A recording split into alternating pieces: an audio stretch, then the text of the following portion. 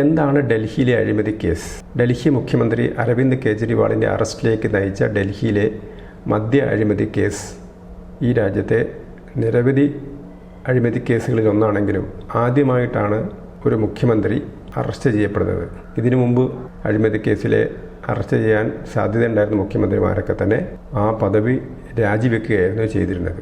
ഈ കേസിൽ 9 തവണയാണ് EDയുടെ സമൻസിനെ ഡൽഹി മുഖ്യമന്ത്രി അരവിന്ദ് കെജ്രിവാൾ പുച്ഛിച്ച് തള്ളിയത്. EDയുടെ മുമ്പിൽ ഹാജരാകില്ലെന്ന് തന്നെയായിരുന്നു. അതിനായി അദ്ദേഹം വിവിധങ്ങളായ കാരണങ്ങൾ മുന്നോട്ട് വയ്ക്കുകയായിരുന്നു ചെയ്തിരുന്നത്. അരവിന്ദ് കെജ്രിവാളിൻ്റെ അറസ്റ്റിന് കാരണമായ ഡൽഹി മദ്യ കുംഭകോണ കേസ് എന്താണ് എന്നുള്ളതാണ് ഒരു പ്രധാനപ്പെട്ട വിഷയം. ഡൽഹിയിലെ മദ്യവിതരണത്തിൻ്റെ ചുമതല സംസ്ഥാന സർക്കാരിനായിരുന്നു. ഉപമുഖ്യമന്ത്രി മനീഷ് സിസോദിയക്കായിരുന്നു മദ്യത്തിൻ്റെ എക്സൈസ് വകുപ്പിൻ്റെ ചുമതല. പിന്നീട് ഡൽഹി സർക്കാർ മദ്യത്തിൻ്റെ വിതരണം ഒരു സ്വകാര്യ ഏജൻസികൾക്ക് നൽകാൻ സർക്കാരിൻ്റെ ചുമതലയിൽ നിന്ന് മാറ്റി വിവിധ ഏജൻസികൾക്ക് നൽകാനുള്ള തീരുമാനമെടുക്കുന്ന പുതിയ നയം ആവിഷ്കരിക്കുകയായിരുന്നു ചെയ്തിരുന്നത്. ഇതുപ്രകാരം ഇതിനായി നേരത്തെ ഒരു വിദഗ്ധ സമിതി ഉണ്ടാക്കി. ആ സമിതിയുടെ റിപ്പോർട്ട് പ്രകാരം പുതിയ നയം സർക്കാർ കൊണ്ടുവന്നു. സർക്കാരിൻ്റെ വരുമാനം വർദ്ധിപ്പിക്കുക, മദ്യമാഫിയകളുടെ കടന്നുകയറ്റം അവസാനിപ്പിക്കുക എന്നാണ് ഇത് ലക്ഷ്യം വെച്ചതെങ്കിലും ഈ മേഖലയിൽ മാഫിയകൾ വർദ്ധിക്കുകയും സർക്കാരിൻ്റെ വരുമാനം നഷ്ടപ്പെടുകയുമാണ് ചെയ്തത് എന്നുള്ളതാണ് യാഥാർത്ഥ്യം. ഡൽഹിയെ 32 സോണുകളാക്കി തിരിച്ച് ഓരോ സോണിലും പരമാവധി 27 ഔട്ട്ലെറ്റുകൾ സ്വകാര്യ ഏജൻസികൾക്ക് നൽകുകയായിരുന്നു ഇവരുടെ തീരുമാനം. ഇതുപ്രകാരം 849 സ്വകാര്യ ഔട്ട്ലെറ്റുകളാണ് 2021 മദ്യനയപ്രകാരം സ്വകാര്യ കമ്പനികൾക്ക് നൽകിയത്. ഇതോടെ പൂർണ്ണമായിട്ടും ഡൽഹി സർക്കാരിന് മദ്യ വിൽപ്പനയിലുള്ള എല്ലാ നിയന്ത്രണങ്ങളും അവസാനിച്ചു. ഇതോടെ ഈ നിയമത്തിനെതിരായ പുതിയ നയത്തിനെതിരായ വ്യാപകമായ പ്രതിഷേധമുണ്ടായി. ഇതിൻ്റെ ഏറ്റവും രസകരമായ വസ്തുത ഈ ആരോപണങ്ങൾ ഉണ്ടായതിനെ തുടർന്ന് ഡൽഹി സർക്കാർ തന്നെ മദ്യനയം പിൻവലിച്ചു എന്നുള്ളതാണ്. അതായത് ഇതിനകത്ത് ഉണ്ടായിരിക്കുന്ന ആരോപണങ്ങൾ ശരിവെക്കുന്നതായിരുന്നു സർക്കാരിൻ്റെ നയത്തിൽ നിന്നുള്ള പിന്മാറ്റം.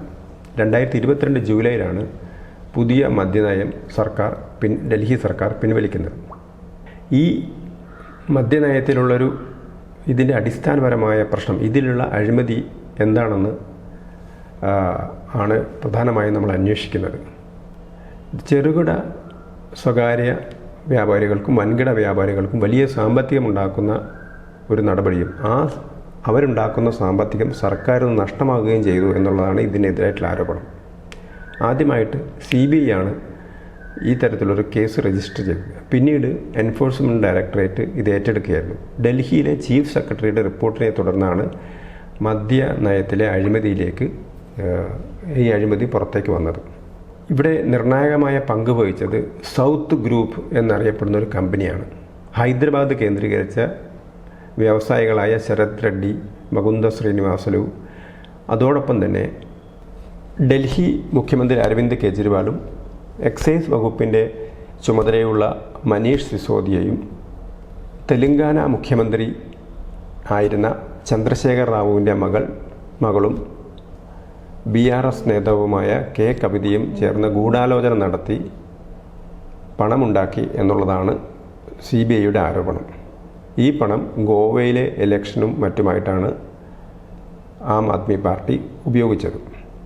അതായത് ഹൈദരാബാദ് കേന്ദ്രീകരിച്ച സൗത്ത് ഗ്രൂപ്പ്, ആ സൗത്ത് ഗ്രൂപ്പ് നടത്തുന്നത് വ്യവസായികളായ ശരത് റെഡ്ഡി, മുകുന്ദ ശ്രീനിവാസ റെഡ്ഡി, അതേപോലെ തന്നെ കവിത, BRS നേതാവിൻ്റെ മകൾ കവിത എന്നിവരടങ്ങിയ സൗത്ത് ഗ്രൂപ്പാണ്. ആ സൗത്ത് ഗ്രൂപ്പിനാണ് 32 സോണുകളിലെ മദ്യവിതരണത്തിൽ 9 സോണുകൾക്കുള്ള മൊത്തക്കച്ചവടത്തിനുള്ള പണം ലഭിച്ചത്. അപ്പോൾ മൊത്തക്കച്ചവടക്കാർക്ക് 12% ലാഭവും കിട്ടുകയും ചെറുകിടക്കാർക്ക് 185% ലാഭം കിട്ടുകയും ചെയ്യുന്ന രീതിയിലാണ് ഇത് ആവിഷ്കരിച്ചിരിക്കുന്നത്. ഇങ്ങനെ 12% ലാഭം കിട്ടുന്ന മൊത്തക്കച്ചവടക്കാർ 6% തിരികെ ആം ആദ്മി പാർട്ടിക്ക് നൽകണം എന്നുള്ളതായിരുന്നു ധാരണ. ഈ ധാരണ പ്രകാരം 100 കോടിയിലധികം രൂപ ആം ആദ്മി പാർട്ടിക്ക് ലഭിച്ചു എന്നാണ് എൻഫോഴ്സ്മെൻറ്റ് ഡയറക്ടറേറ്റ് ആരോപിക്കുന്നത്. അപ്പം ഇതിൽ ഈ പണം വാങ്ങിയത് ആം ആദ്മി പാർട്ടിയുടെ കമ്മ്യൂണിക്കേഷൻ വിഭാഗത്തിൻ്റെ ചാർജുണ്ടായിരുന്ന മലയാളിയായ വിജയ് നായരാണ് പണം വാങ്ങിയത്. കേജ്രിവാളിൻ്റെ അടുത്തയാളാണ് ഈ പണം വാങ്ങിയ വിജയ് നായർ.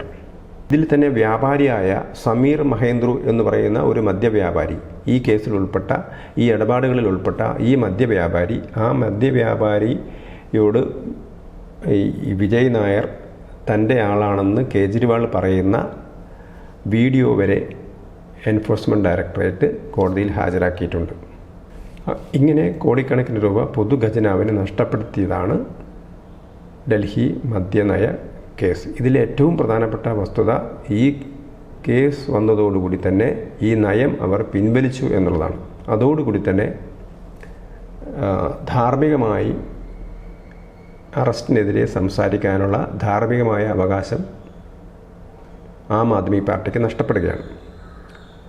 നേരത്തെ തന്നെ ഈ കേസിലെ പ്രതികളായിരുന്ന ഉപമുഖ്യമന്ത്രി മനീഷ് സിസോദിയെയും മറ്റൊരു ആപ്പിൻ്റെ നേതാവ്, പിന്നീട് അദ്ദേഹം രാജ്യസഭാ അംഗമായി തെരഞ്ഞെടുക്കപ്പെട്ടു, സഞ്ജയ് സിംഗിനെയും ഒക്കെ അറസ്റ്റ് ചെയ്തിരുന്നു. ഇവരിപ്പോഴും ജയിലിലാണ്.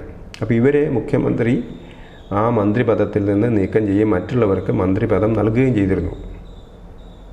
അപ്പം അങ്ങനെ മന്ത്രിമാർ ജയിലിലായാൽ മന്ത്രിപദം നഷ്ടപ്പെടുമ്പോൾ മുഖ്യമന്ത്രി ജയിലായാൽ എന്തുകൊണ്ട് രാജിവെക്കുന്നില്ല എന്നുള്ളൊരു ചോദ്യമാണ് ഇപ്പോൾ ഉയരുന്നത്. അതേപോലെ തന്നെ പലതവണ, ഏതാണ്ട് 9 തവണയാണ് എൻഫോഴ്സ്മെൻറ്റ് ഡയറക്ടറേറ്റ് ചോദ്യം ചെയ്യാൻ ഹാജരാവാൻ വേണ്ടി അരവിന്ദ് കെജ്രിവാളിന് നോട്ടീസ് അയച്ചത്. അദ്ദേഹം ഈ നോട്ടീസുകളൊക്കെ തള്ളിക്കളയുകയും ഹാജരാകാതിരിക്കുകയും ചെയ്തതാണ്. പിന്നീടാണ് അദ്ദേഹം കോടതിയിൽ പോയി സംരക്ഷണം ആവശ്യപ്പെട്ടത്, അറസ്റ്റിന് സംരക്ഷണം ആവശ്യപ്പെട്ടത്.